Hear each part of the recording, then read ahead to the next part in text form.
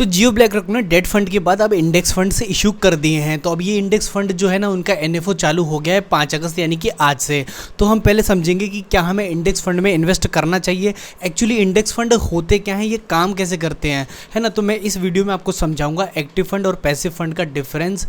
जियो के index fund में आपको इन्वेस्ट करना है कि नहीं, ये भी इस वीडियो में डिसीजन होगा। साथ ही जियो ब्लैक रॉक के सारे फंड्स के ऑप्शन को देखेंगे और अगर वाकई में इन्वेस्ट करने का ऑब्जेक्टिव बन ही गया है तो कौन से वाले में इन्वेस्ट करना चाहिए वो भी डिसाइड करेंगे। तो फटाफट से वीडियो को लाइक कर दो और मैं चलता हूँ मेरी सीधी कंप्यूटर स्क्रीन पर। तो ये है आज की रिपोर्ट कि Jio BlackRock mutual fund is set to launch 5 new index NFO. अब एनएफओ क्या है? न्यू फंड ऑफरिंग, है ना। 5 अगस्त से यानी कि आज की डेट से चालू है। और सबसे पहला फंड है निफ्टी मिड कैप 150।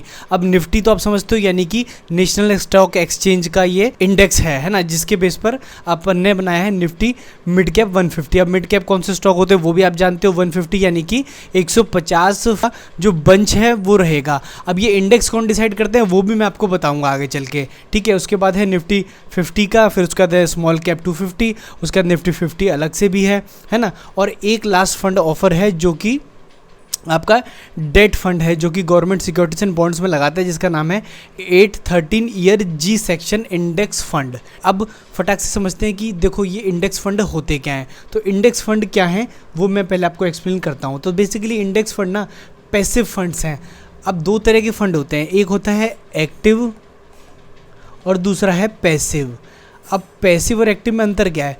देखो, जहाँ पर एक्टिवली पार्टिसिपेट करेगा आपका फंड मैनेजर, मेहनत करेगा, रिसर्च करेगा, एनालिसिस करेगा, शेयर्स पर काम करेगा और ढूंढेगा कि किन स्टॉक्स में एक्चुअली अपॉर्चुनिटी बन सकती है, मार्केट पर पैनी नज़र रखेगा, वो हो गया आपका एक्टिव म्यूचुअल फंड, है ना। यहाँ पर एक्टिवली काम करना पड़ता है। और पैसिव फंड कौन से हैं? जहाँ पर फंड मैनेजर को सिर्फ इंडेक्स की परफॉर्मेंस को रिप्लिकेट करना पड़ता है, यानी कि इंडेक्स ने जिन स्टॉक्स को अपने पोर्टफोलियो में रखा है ना, इंडेक्स में रखा है, उन स्टॉक्स को केवल उसे बाय कर लेना होता है सेम प्रपोर्शन या सेम रेशियो में, ठीक है। और उसी को कॉपी करता रहता है, उसकी मिररिंग करता रहता है एज इट इज़। जितना कि आपका इंडेक्स रिटर्न दे उतना ही आपको इस म्यूचुअल फंड में रिटर्न देखने को मिलता है। अब पहले एक बार समझते हैं कि पैसिव इंडेक्स फंड होते क्या है। तो passive index fund are mutual funds. तो म्यूचुअल फंड होते हैं, हाँ।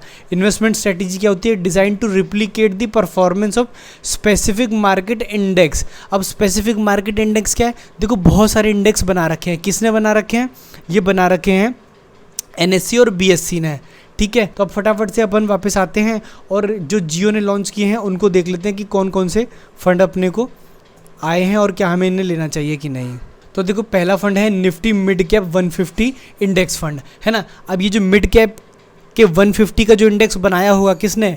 एनएससी ने, ठीक है। उसमें इन्वेस्ट करेगा, है ना, एज इट इज़ रिप्लिकेट करेगा, कुछ नहीं करेगा, सिंपली उसमें जा करके लगा देगा। अब आप कहोगे कि इंडेक्स को तो देख करके हम भी लगा सकते हैं। हाँ, बिल्कुल लगा सकते हो, लेकिन जब जब न्यूज़ आएगी तो उसको एग्जिट भी करना पड़ेगा। जब जब कोई शेयर फॉल करता हुआ दिखेगा तो वो एग्जिट करेगा। वो सारी चीज़ें आप नहीं कर पाओगे टाइमली, ठीक है। इसके अलावा आपको डीमैट को रेगुलरली खोल के देखना पड़ेगा। 50-60 स्टॉक्स रहते हैं उसमें, तो वो मैनेज करने पड़ेंगे आपको, ठीक है। अकॉर्डिंगली आप एग्जैक्ट मिररिंग नहीं कर पाओगे, ट्रैकिंग में आपके एरर आ सकता है, ठीक है। तो ये काम इसीलिए हमने जियो ब्लैक रॉक को दिया है, हम सीधे म्यूचुअल फंड में लगाते हैं, ठीक है। इसका बेंचमार्क क्या है?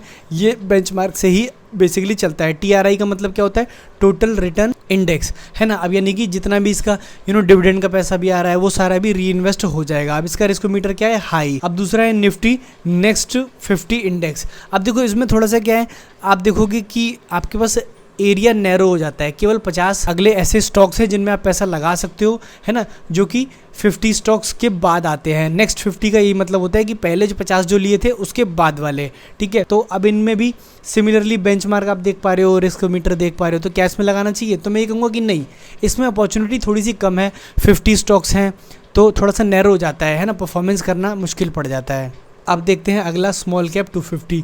तो क्या इसमें लगा सकते हैं? हाँ, स्मॉल कैप 250 में लगा सकते हैं।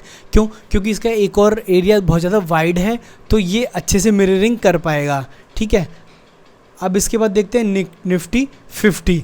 अब ये क्या होता है? बिल्कुल लार्ज कैप के प्रीमियम स्टॉक्स हैं। इसका रिटर्न थोड़ा लो रहेगा, बट 100% ये कहा जा सकता है कि ये बाकियों से ज़्यादा सिक्योर होते हैं, ठीक है। तो ओवरऑल अगर मैं बात करूँ तो अभी बहुत ज़्यादा इन्वेस्टमेंट के लिए मार्केट अच्छा भी नहीं है ना। अब 8 to 13 वाले की बात करते हैं। अब ये 8 to 13 बेसिकली क्या है, यानी कि ये ऐसे डेट्स में लगाता है, सिक्योरिटीज़ में लगाता है जो कि 8 से और 13 साल वाले के बीच में होती है। यानी कि गवर्नमेंट ऐसी सिक्योरिटीज इशू करती है जो कहती है कि वो भाई 8 साल बाद रिडीम कर लेंगे, 10 साल बाद रिडीम कर लेंगे, 12 साल बाद रिडीम कर लेंगे। तो ऐसी सिक्योरिटीज़ बॉन्ड्स जो गवर्नमेंट इशू करती है ना, उसमें ये पैसा लगाता है। तो इसका जो रिटर्न रहेगा ना वो 6 से लेकर के 8% के बीच में हो सकता है। ठीक है, तो इसमें लगाना बेसिकली ज़्यादा मुझे मॉडरेट रिस्क लगता है, यानी कि सिक्योर लगता है दूसरे इंडेक्स फंड से। अभी मार्केट वॉलेटाइल भी है, तो अगर चाहें तो जियो ब्लैक रॉक के डेट फंड में इन्वेस्ट करें, ना कि इंडेक्स फंड में।